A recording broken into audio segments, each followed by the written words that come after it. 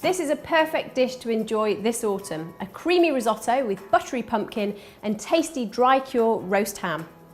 Start by preheating your oven to 200 degrees C, that's 180 in a fan oven, gas mark 6.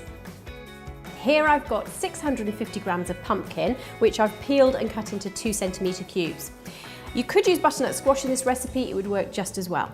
So I'm going to place my pumpkin onto a baking sheet, add 2 tablespoons of olive oil, some salt and pepper, and toss together to coat. Roast for 25 to 30 minutes until beginning to brown. So while the pumpkin's cooking in the oven, here I've got 1200 milliliters of chicken stock, which I'm going to pour into the pan and bring to the boil. Then reduce the heat and simmer gently. Finely chop 4 shallots, add half a tablespoon of olive oil and 15 grams of butter to a pan. Then stir in the shallots and cook for 5 minutes until soft but not coloured. So here I've got 300 grams of arborio rice, and this is perfect for making a risotto. So I'm just going to add this to the pan and coat in the oil and shallots. Cook this for a minute and add 100 milliliters of dry white wine, stirring until it reduces. You can leave the wine out if you prefer. Add a ladle of your stock and cook this down until it has almost disappeared. Keep adding single ladles of stock and stirring each time until absorbed. Do this for 10 minutes. Remember, you don't want to add all of the stock at this time. So now for this delicious roasted pumpkin. I'm going to add half to my pan and continue adding stock and stirring for another 5 minutes.